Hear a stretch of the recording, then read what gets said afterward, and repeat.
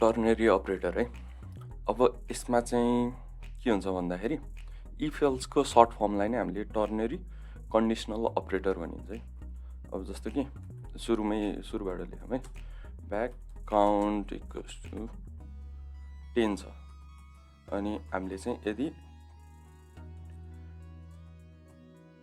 Less than 10 भइयो भने यहाँनिर 10 भनौँ न, प्रिन्ट काउन्ट इज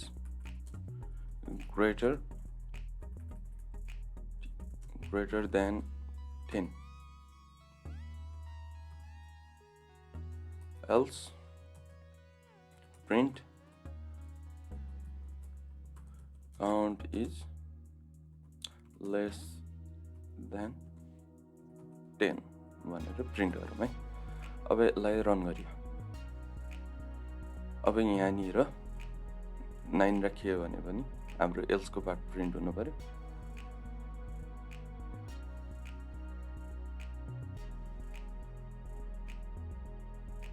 ठिक छ। अब यसलाई चाहिँ हामीले टर्नरीमा कन्भर्ट गर्नु पर्यो भने कसरी गर्ने भन्दाखेरि यो इफको पार्ट भयो हैन, यहाँ कन्डिसन चेक भइरहेछ अनि त्यसपछि यो एल्सको पार्ट भयो। अब यसलाई नै हामीले टर्नरीमा गर्नु पर्यो भने के हुने भयो भन्दाखेरि काउन्ट ग्रेटर इक्वल टु 10 अनि यहाँनिर एउटा क्वेसन मार्क आउँछ है। अब क्वेसन मार्क आइसकेपछि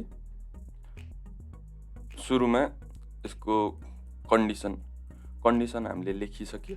अब यो इफको पार्ट चाहिँ लेख्दिउँ है, कपी अनि यहाँनिर इफको पार्ट पेस्ट गरौँ है।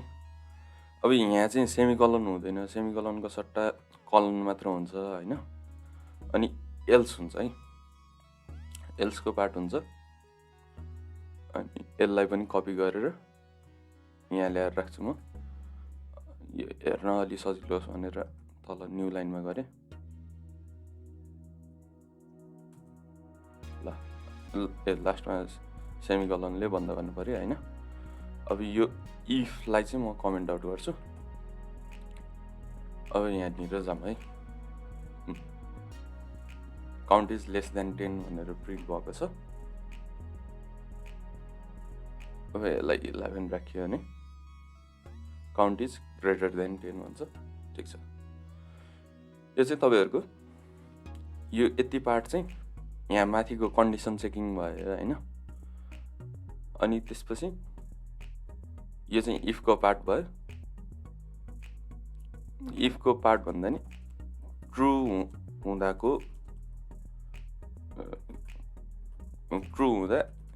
एक्जिक्युट गर्ने, अनि यो फल्स हुँदा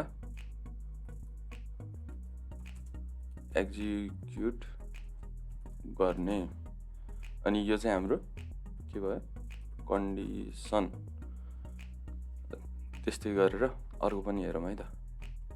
अर्को चाहिँ एज मागौँ हैन, अनि यदि चाहिँ ऊ 18 भन्दा माथि छ भने चाहिँ हामीले चाहिँ उस गरौँ, भोट दिन मिल्छ कि मिल्दैन भनेर बनाऊँ है। भ्यार एज इक्वल्स टु पहिला यहाँनिर प्रिन्ट इन्टर योर एज भनेर राखौँ। अनि त्यसपछि STD in dot read line sync. अनि अब यसलाई चाहिँ म डाइरेक्ट हामी इन्टसँग कम्पेयर गरिदिन्छु, इन डट पार्स। एकैछिन ल, यस्तो भयो। यसरी लिँदाखेरि चाहिँ हाम्रो स्ट्रिङ इनपुट आउँछ हैन। अनि अब यसलाई चाहिँ इन्टमा कन्भर्ट गर्नु पर्यो। यहाँ हामीले इन्टिजरमै कन्भर्ट गरिन्छ हैन। इन डट पार्स गरेँ अनि ब्र्याकेटमा राखेँ, अनि यसलाई पनि ब्र्याकेटमा राखिदिन्छु हैन।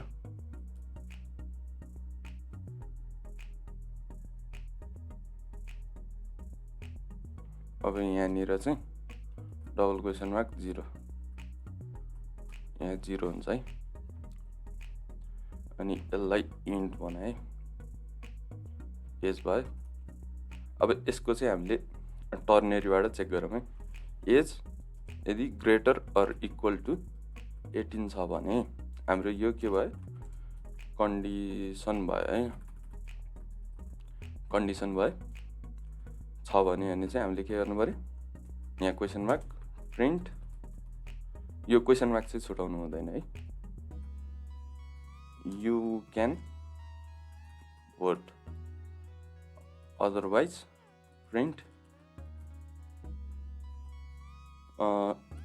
यु क्यान नट भोट, अनि हाम्रो सेमिकोलन।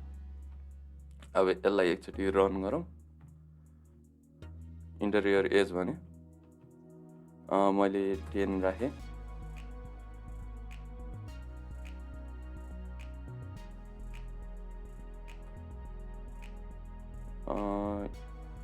यो चाहिँ यहाँनिर चाहिँ एउटा एरर आयो।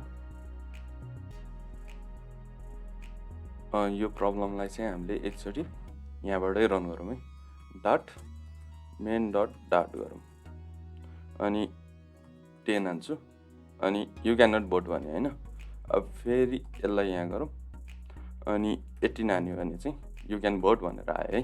ल हामीले चाहिँ इन सर्ट हाम्रो यदि इफ र एल्स मात्र कन्डिसन छ, इफ र एल्स दुइटै हुनु पऱ्यो।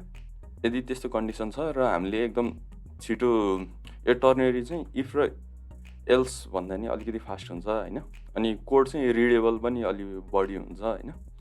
त्यही भएर सकेसम्म चाहिँ इफ एल्स मात्र कन्डिसन छ भने चाहिँ हामीले टर्नेरी अपरेटर युज गरेर कन्डिसन चाहिँ चेक गर्न सकिन्छ है।